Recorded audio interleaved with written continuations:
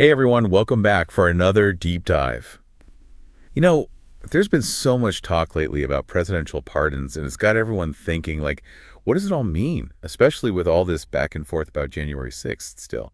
Yeah, you're right. It's definitely a hot topic. So we thought we'd take a closer look, really try to understand what's going on.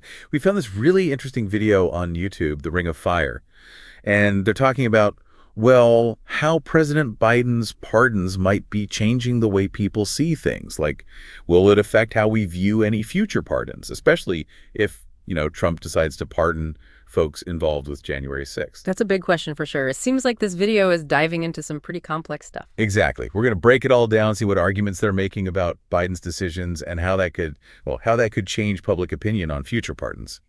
And, we'll touch on some bigger ideas too, like how we as a country remember these big moments in history, the political fallout, all that. Sounds like a plan. I'm ready to dive in. So, right off the bat, this video, it makes you think about how people are feeling about January 6th right now. It even says, point blank, are we kind of over it? Like, have we moved on? And they bring up the 2022 midterms as, like, proof. Oh, interesting, because the Republicans made some gains, right? Exactly. And the video is saying, look, maybe that means people are just kind of tired of hearing about January 6th.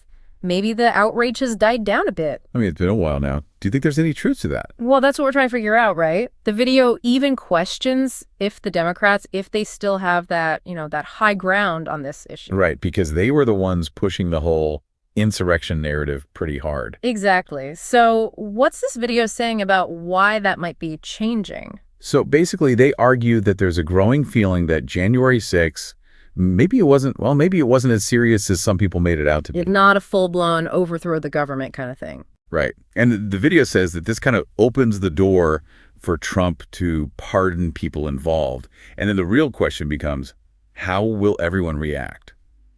Especially with everything else that's been going on. And that's where Biden's pardons come in, right? Exactly. The video lists a bunch of examples of people Biden pardoned, and they say that these decisions, well, they might be chipping away at that high ground the Democrats are talking about. Okay, so let's get into the specifics. What kind of pardons are we talking about here? Well, some are pretty controversial, to say the least. The video mentions Biden pardoning some alleged al-Qaeda terrorists, even some with ties to bin Laden. Wow, that's a big one. And then there's the pardon for someone connected to the 9/11 attacks. Seriously? I mean, those events, they're etched in everyone's memory. It's hard to imagine pardoning anyone involved. I know, right? But it doesn't stop there. Oh, there's more. The video also talks about 30 people pardoned for fraud, including those kids for cash judges. Oh, man. Those judges who were sending kids to prison for profit? Yeah, those guys. And remember all the public anger that caused. Absolutely. And then they bring up the commutations of sentences for people convicted of some truly awful crimes. Child rape, murder, mass murder, you name it.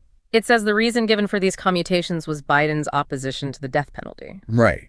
But then the video points out what they see as a kind of like a hole in that logic. Yeah. They're saying, wait, some death penalty cases weren't commuted. So it seems inconsistent, right? Yeah, it does make you wonder. And then there's that detail about those two guys on death row who, get this, still wanted to die even after their sentences were commuted. It's heavy stuff, no doubt. Yeah. So the video's argument is that all these pardons and computations, whatever the reason behind them, they might be making people feel like there's a double standard, like things aren't being applied fairly. And how does that tie into what could happen if Trump pardons people for January 6th? Well, the video is saying that if people already feel like the rules aren't being applied consistently, they might not be as angry about January 6th pardons.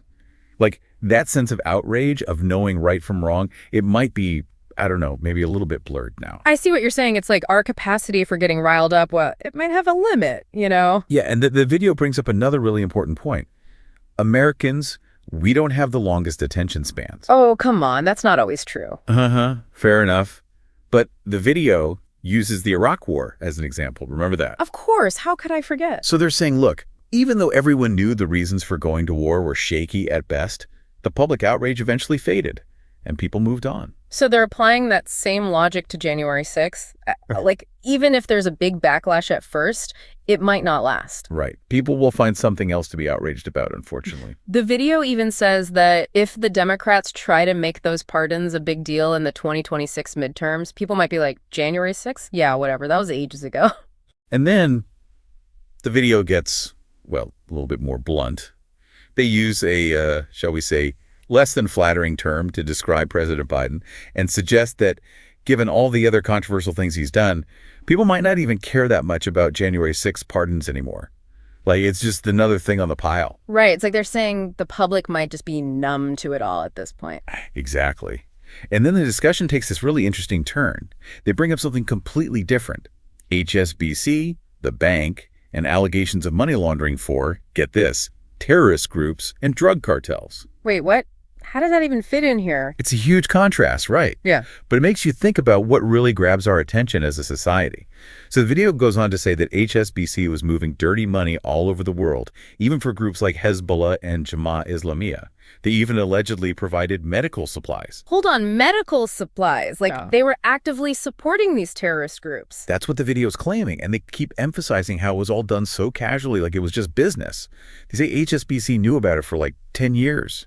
10 years. And what happened? They got slapped with a $1.9 billion fine. Huge, right? Seems like it. But here's the kicker. No one at the bank went to jail. No one was held personally responsible. Oh, wow. And the video points out that these CEOs, these bankers, they don't fit the stereotype of criminals we usually see. So it makes you question, who gets punished and for what. We have people going to jail for January 6th, but then you have these guys potentially funding terrorism for years, and they get a fine. It's a pretty stark comparison. So what's the video trying to say with this whole HSBC thing? I think they're trying to get us to think about what we as a society prioritize. We get so focused on these individual events, like January 6th, but then we have these massive global issues, things with potentially far-reaching consequences, and they just kind of fade into the background. Yeah, it really makes you think about what we choose to remember, what we choose to get angry about. So, to sum it all up, this video is laying out a pretty strong case. They're saying that Biden's pardons might actually make it easier for Trump to pardon people for January 6th. Yeah. People might not be as outraged as they would have been before. And it all comes down to this idea that maybe we've lost sight of what's right and wrong. Maybe our attention spans are just too short, or maybe we're just tired of being angry all the time. And then you have that HSBC example, which just throws another wrench into the whole thing. It makes you question what really matters, what deserves our attention, and what kind of actions actually have consequences. Big questions for sure. So we'll leave you with this. Think about all these different situations. January 6th, individual crimes, global financial schemes. What do you think makes something stick in our minds? What makes us demand justice? And what does that say about us as a society? Thanks for joining us for this deep dive, everyone. We'll see you next time. See you then. Take care.